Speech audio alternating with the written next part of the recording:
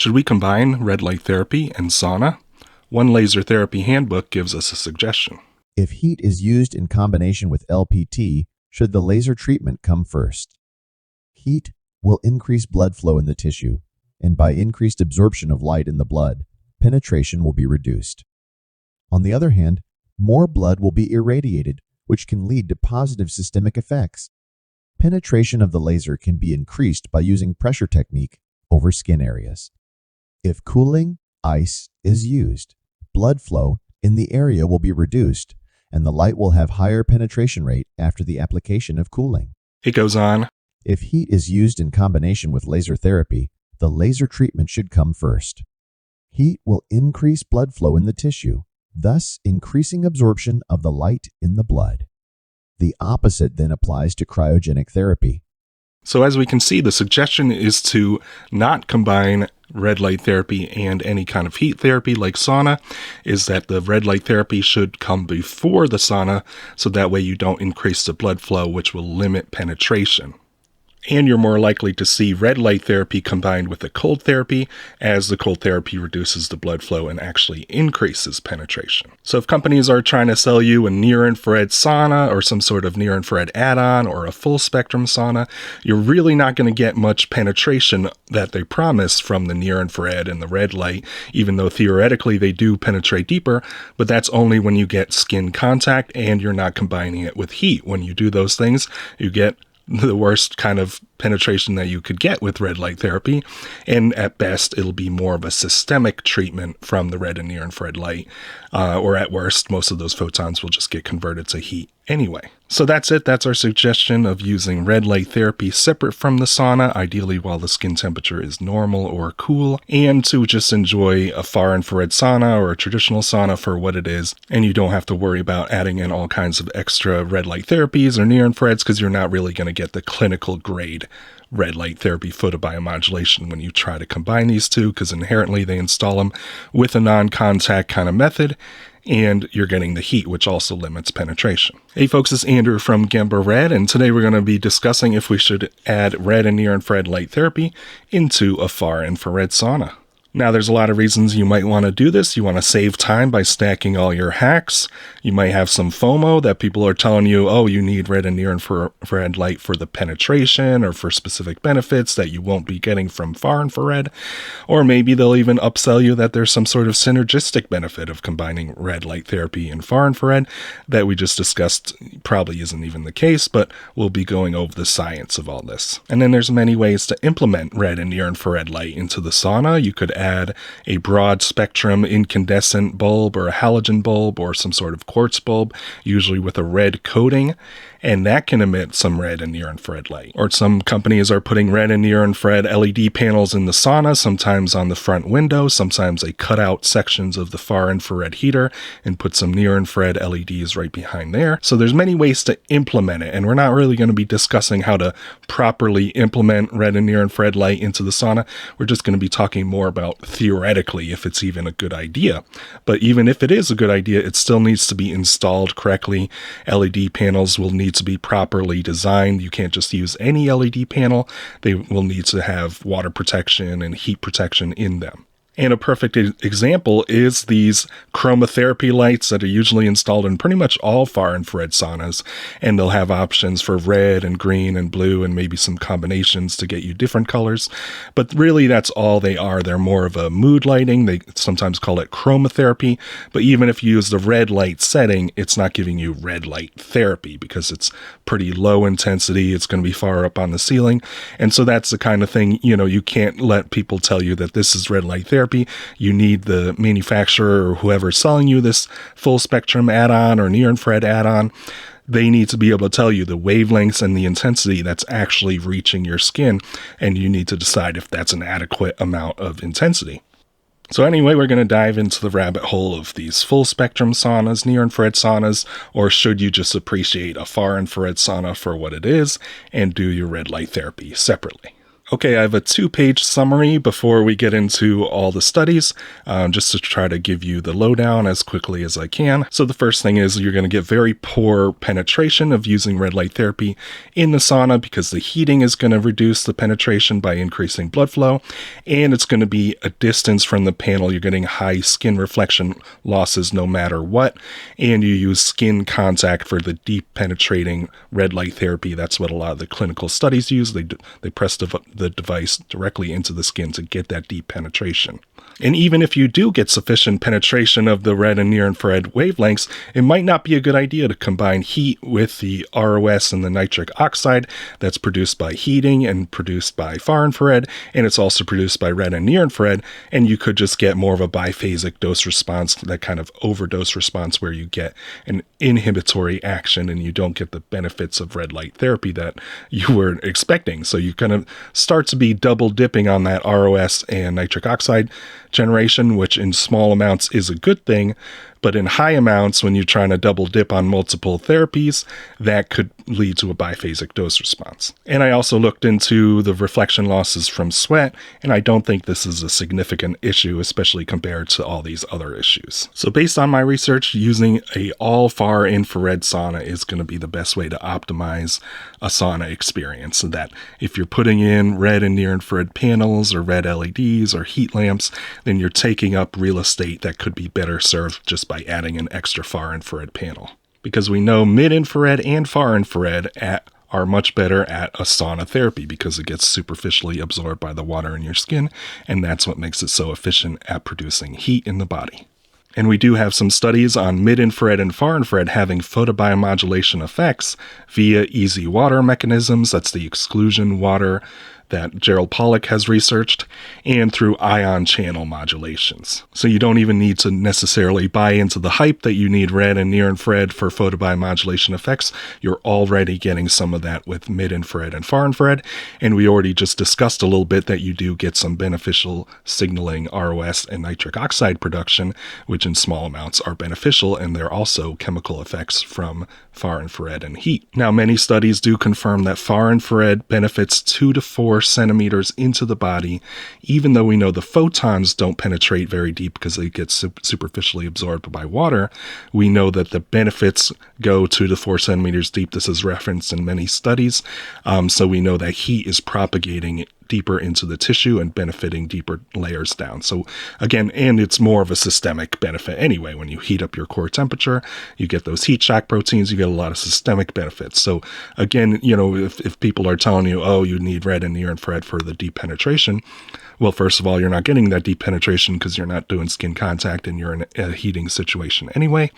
And the far infrared still gets you very good penetration, so you don't need to worry about that kind of claim. And here's a great kicker, that these broad spectrum near infrared emitters like incandescent lamps, halogen, and quartz, they actually produce non-native inhibitory near-infrared wavelengths. So several studies have confirmed that wavelengths around 750 and 950 and 980 have inhibitory photobiomodulation effects. So again, it's a good thing that these incandescent lamps don't penetrate very deep and you're not getting photobiomodulation effects. They're mostly heating devices that get superficially absorbed.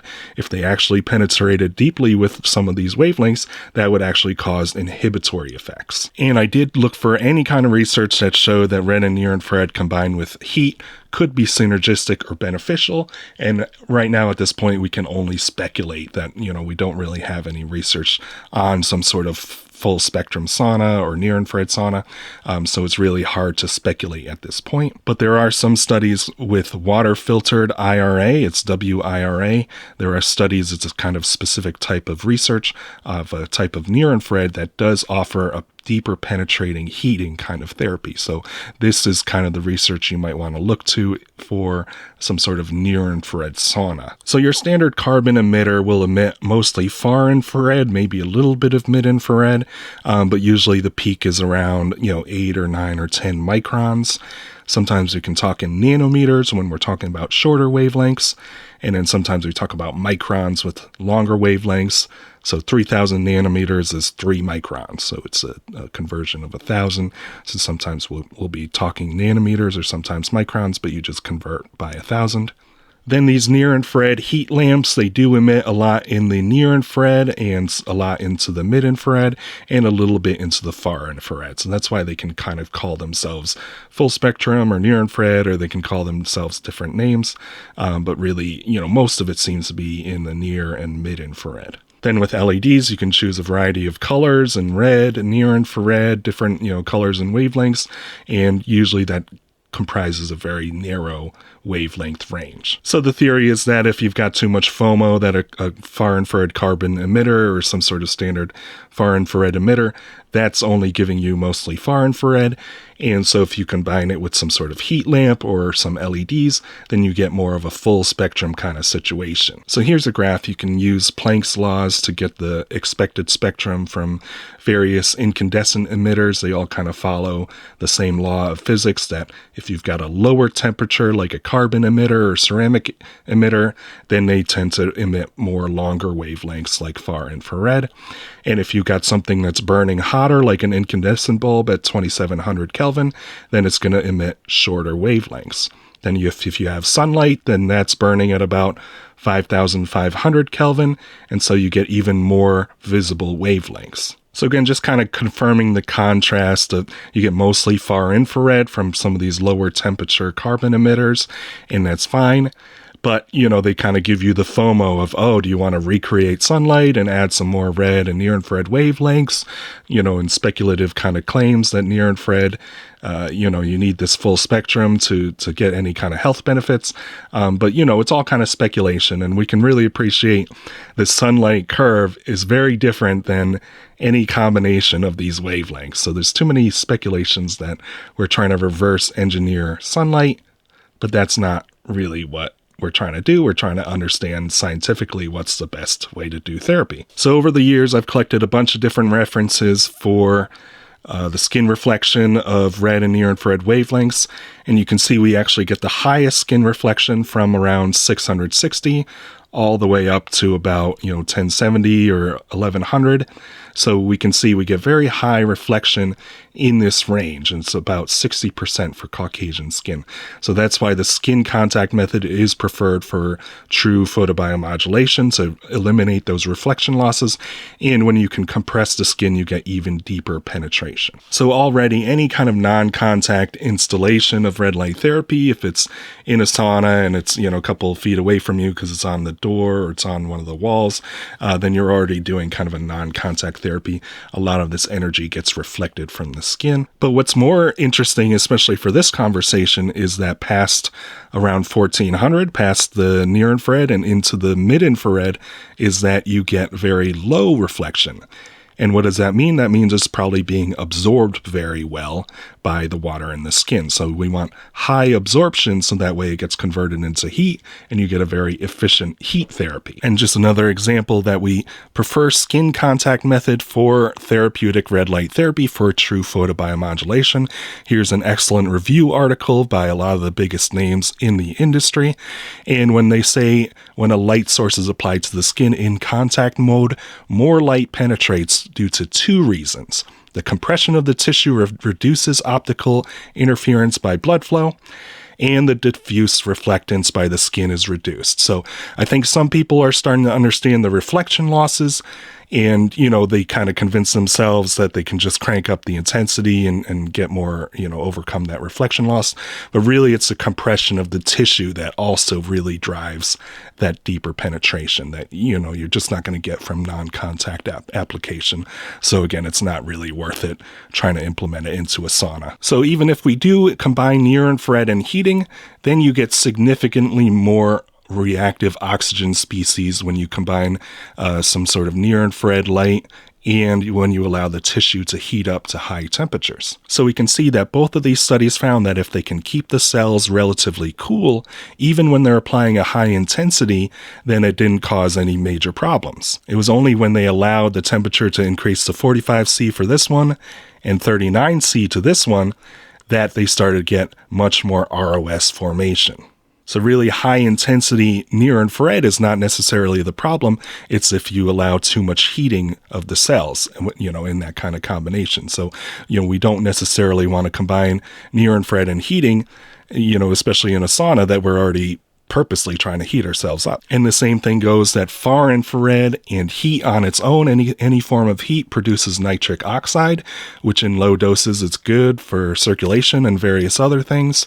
And we know red and near infrared light, a major mechanism is the release of that nitric oxide. But according to the biphasic dose response theory in low-level light therapy, they say very clearly it's not just the ROS that causes biphasic dose response, it is also too much nitric oxide.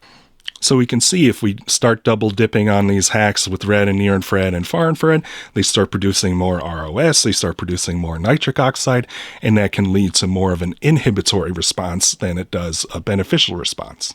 And this will come up again later, but far infrared is already producing nitric oxide and low amounts of ROS that are beneficial, so it's already kind of redundant to try to include red and near infrared in the situation. And several studies have found that wavelengths around the mid 700s and the mid 900s were problematic in that they caused inhibitory responses, or a lot of times just no response. And one interesting review article says that these wavelengths are non-native, they're not natural, because the mitochondria evolved with these wavelengths being blocked by water in the atmosphere. And for around 750 and 760, the oxygen was blocking this wavelength. So the theory is that these are inhibitory because they're not native to our biology. And that means that an incandescent bulb or a halogen or some of these quartz heaters that are broad spectrum, they could be emitting these inhibitory wavelengths that are more problematic than they're worth. And again, another photobiomodulation studies found that when they combined 980 with heat, that they ended up with more of an inhibitory reaction, and that the mechanisms of 980 and heating have a common pathway. So again, you're double dipping on those mechanisms. However, they did find that combining heat and 810 nanometers was an additive effect. So that means they don't have the same pathway and they were beneficial together. So that's why a lot of LED panels, you won't find them using wavelengths in the mid 750s or the mid 900s because they can be inhibitory. And some of these broad spectrum incandescent bulbs and halogen will emit some of these 980s, the 950s, the 750s that can be inhibitory. But this really reinforces my point that these heat lamps are not photobiomodulation devices. They're non-contact. They don't penetrate very deep.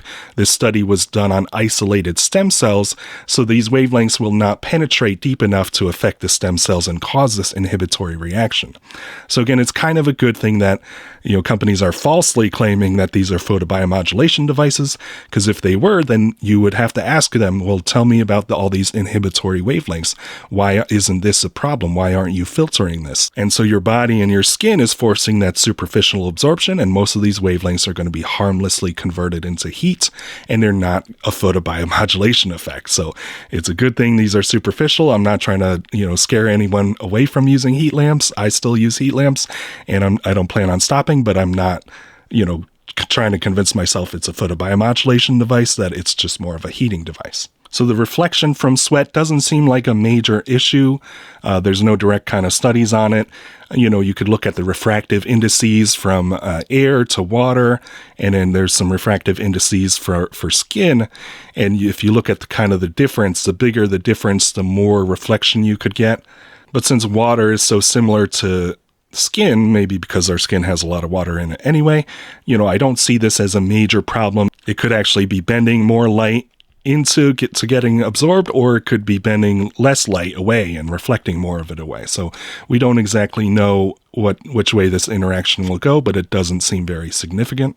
So I did find 2 studies on sweating and how they affect UV and, like a sunburn from UV. And one study showed that it increases your chances of getting a sunburn. And the other study contradicted it, that it decreased the chances of getting a sunburn. So we don't really know. And again, these are UV and not with infrared or red. But, this was the only kind of study I could find on how sweat interacts with light. So one study set up 3 different wavelength ranges of near-infrared, mid-infrared, and far-infrared, and they ended up finding that the mid-infrared had the best sweating response. Another interesting review article also discusses how the shorter wavelength near-infrared, you don't really feel the heat as much than the longer wavelengths. which should be pretty obvious. If you use a red and near infrared LED at the proper intensity, then you won't feel much heating, but you do feel much more heating with longer wavelengths like heat lamps and far infrared heat emitters. And again, the longer wavelengths tended to have more stimulation of the warm receptors, and the shorter wavelengths in the near infrared didn't really have as much because a lot of that light is reflected by the surface of the skin that we already discussed, and the amount of short wavelength radiation does penetrate a little bit deeper and thus actually bypasses the warm receptors, which again is kind of ironic. If you've got a high intensity red and near infrared light panel, if you're actually getting deep penetration, those photons should be bypassing a lot of the warm receptors. So if you're feeling heat, that actually is a sign of a lot of superficial absorption of the light. If you're feeling heat from, a non-contact LED panel, that means it's very superficial, and a lot of the photons are getting converted into heat. So anyway, it seems pretty clear that the best way to do a sauna is to focus on mid-infrared and far infrared to get that heating effect and get those sweating effects. So it is generally true that red and near infrared penetrate deeper than far infrared. And here's a really interesting study with a table of different wavelengths and how deep they penetrate. And we see the best penetration is 820 nanometers at 8 millimeters deep. And as you go into the longer wavelengths, into 870 and 1064, you get less penetration because of more water absorption, all the way to the point they get to 10,600 nanometer. This is a special type of laser called the CO2 laser. And at this long wavelength, you only get 20 micrometers of penetration. So that's order of magnitude different than a millimeter. So it's very shallow penetration with this far infrared laser. So again, it's generally true statement that yes, red and near infrared do penetrate deeper. But again, you're in the poorest kind of conditions of being non-contact and being a heating situation. In a recent editorial, Dr. Hamblin talks about traditional and infrared saunas and how they compare to photobiomodulation, which was very interesting. But he understands very clearly that the penetration depth of far infrared is very short, only a few micrometers, which is what we just looked at. But the effective penetration depth of the energy is 2 to 4 centimeters. So you do get very good penetration with far infrared, probably because that heat is propagating into the deeper layers of the skin. And Dr. Hamblin explains it as being this kind of conductive radiation transfer between adjacent water molecules deeper into the tissue. So it could be kind of a conduction or just some sort of systemic effect that is carrying this benefit deeper into the cells. So again, you don't need to get bamboozled that you need near infrared for deeper penetration, because first off, they're not delivering it. And second off, you do get deep penetration with properly used far infrared. So just focus on the far infrared for your sauna and you'll be all right. So again, here's just 2 studies that show far infrared does have PBM effects, that they use that carbon dioxide laser I mentioned earlier, and even though it's outside of the absorption band for cytochrome C oxidase, they do get photobiomodulation effects, maybe from water, the easy water, which is what I mentioned before. And again, another study saying that far infrared penetrates into 4 centimeters into the tissue, and they even do speculate it excites cytochrome C oxidase and intracellular water. And another PBM study does show that any kind of heating up to 42 degrees Celsius modulates the heat-gated ion channels, and that increased the production of ATP. So again, any kind of heat therapy does have this stimulatory effect similar to photobiomodulation. So again, you don't need to be redundant with adding red and near infrared to a far infrared heating because you're already getting a lot of similar benefits. And again, you don't want to double dip, but you can be assured that you're getting good benefits from far infrared on its own. So in some cases, you might not even need red and near infrared panel at all because you're already getting a lot of these benefits from far infrared.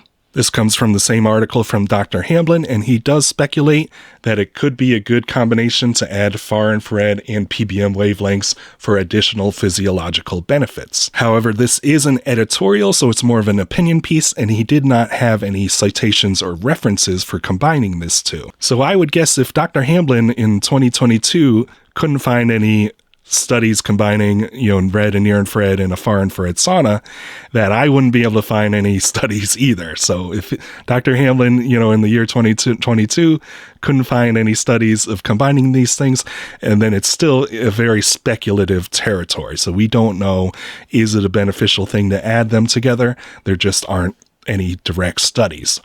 Now, there is a type of therapy called water-filtered IRA that uses mostly near-infrared wavelengths, and they filter out some of the superficially absorbed wavelengths with a water filter. But they do show that they can get this water-filtered IRA deeper into the tissues for more of a deep penetrating heat therapy. But they do use very high intensities to overcome reflection losses and to get that heat properly into the body. There's one 2023 study that did use a water-filtered IRA sauna, and they collected, heavy metals that came from the sweat, so it was effective. So this is what a near-infrared sauna would really look like. And we do know that the incandescent bulb sauna was pioneered in 1910 by John Harvey Kellogg. So supposedly he got very good results with his patients for this therapy. And we do know that Dr. Lawrence Wilson also popularized this near-infrared incandescent bulb sauna. So we do know these near-infrared bulb saunas work very well. They work anecdotally by a lot of people using these protocols. But again, a lot of these don't end up in peer-reviewed literature. So I don't want to scare anyone away from a near-infrared sauna. If you've got a near-infrared add-on, or, if you use incandescent heat lamps, I'm still going to use incandescent heat lamps and promote them. And I think they're great. But again, I'm not trying to convince myself that they're a photobiomodulation. I know that they're more superficial because they're non-contact and they cause heating. And, I don't worry about those inhibitory wavelengths because it's so superficially absorbed. And again, I don't worry about the combination of heating and photobiomodulation because, again, it's superficially absorbed and most of the photons are going to be converted into heat. But my recommendation, if you're looking to buy a new sauna, to stick to mostly far infrared because that's going to do your most work, your best benefits, your best heating effects, and you're still getting deep penetration. You're still getting a lot of PBM effects from just far infrared and heat. So you don't have to worry about, adding in all these extra details. So thanks for tuning in. Hopefully that helped.